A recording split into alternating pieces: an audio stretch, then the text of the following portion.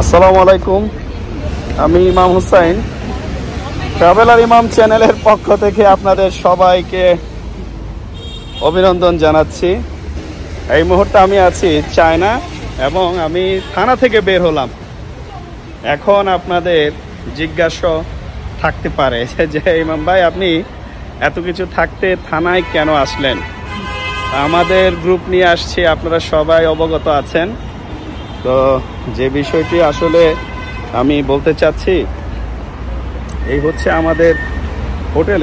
আমাদের হোটেলটি হচ্ছে একটি 4 স্টার হোটেল হাটেন। তো হোটেলটি কনফার্ম করার পরে আমরা হোটেলে আসলাম। আপনারা বিশ্বাস করবেন কিনা বোঝাতে পারবো না, এত পরিমাণে পেইন যে আমরা মনে হচ্ছে ভিন গ্রহ থেকে আসছি। তো আমি আলোচনা করছি যে থানায় কেন আসলাম, যারা চায়নাতে আসবেন, চায়নাতে যারা ভ্রমণ করবেন তাদের উদ্দেশ্যে বলছি, যখন আপনি চায়নায় আসবেন অবশ্যই এই ভিডিওটি আপনাদের জন্য উপকার হতে পারে। তো আপনারা প্রস্তুতি নেবেন। অনেকে হয়তো অস্থির হয়ে যাবেন। থানায় কেন আসলাম? বাংলাদেশের যে চরম অস্থিরতার কারণে এখন তারা নতুন একটি নিয়ম করেছে।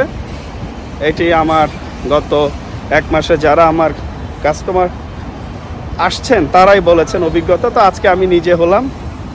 এখানে হোটেল থেকে আমাকে বলা হলো যে তোমার ইনফরমেশনগুলো আমরা ইমিগ্রেশন ডিপার্টমেন্টে পাঠাচ্ছি, সেখান থেকে তারা তোমাদেরকে ডাকবে, তোমাদের যেতে হবে।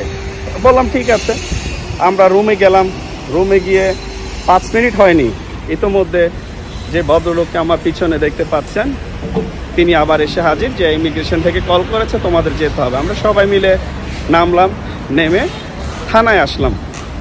তো থানায় আসার পরে এখানে হোটেল থেকে যে ফর্মগুলো ফিল আপ করেছে, আমাদের বাংলাদেশি নাম্বার, চায়নার নাম্বার, সমস্ত ইনফরমেশনগুলো, আমরা এখান থেকে অন্য কোন শহরে যাব কি না গুয়াংজুতে থাকবো, তো এই সমস্ত ইনফরমেশনগুলো তারা নিয়ে থানায় গেলেন এবং একজন অফিসার তিনি আমাদের জিজ্ঞেস করলেন, তোমরা কেন আসছো? ঘুরতে আসছি। তোমাদের এটা কি ব্যবসায়িক সফর না ভ্রমণের জন্য আসছো? বললাম যে ভ্রমণের জন্য আসছি। তা তিনি বললেন ঠিক আছে।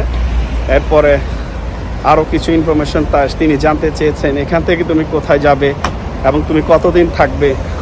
আমরা বলেছি এখানে আমরা 5 দিন থাকবো, 5 দিন পর আমরা চলে যাব, এবং কতজন আসছো সমস্ত তথ্যগুলো তারা নিয়ে তিনি একবার আমার সাথে সেলফি তুললেন সর্বপ্রথম।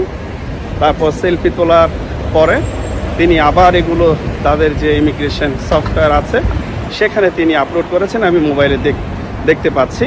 পরবর্তীতে তিনি আবার একটি ছবি তুললেন, আমার স্টিল ফটো উঠালেন। এই সমস্ত ইনফরমেশনগুলো একে একে সবার নিলেন।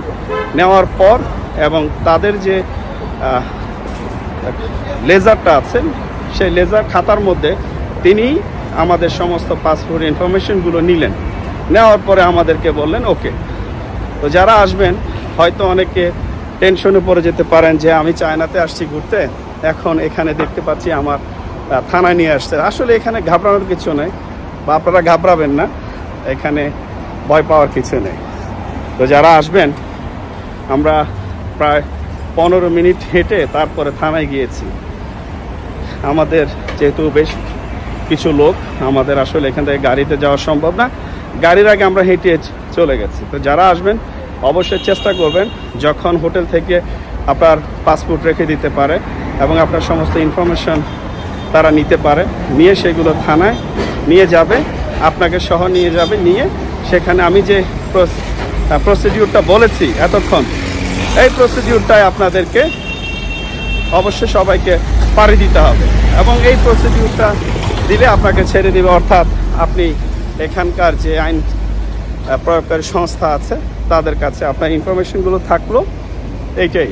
যারা আসবেন অবশ্যই, আবার যারা আসবেন অনেকে হয়তো নতুন মানুষ, এটা আপনাদের জন্য খুবই উপকৃত হবে। এবং আমাদের গ্রুপে যারা আসছেন সবাই বলছেন যে ভাইয়া, আপনি যদি সাথে না থাকতেন তাহলে হয়তো আমরা এটা সারভাইভ করতে পারতাম না, বা এটা আমাদের জন্য খুব কষ্টের হতো।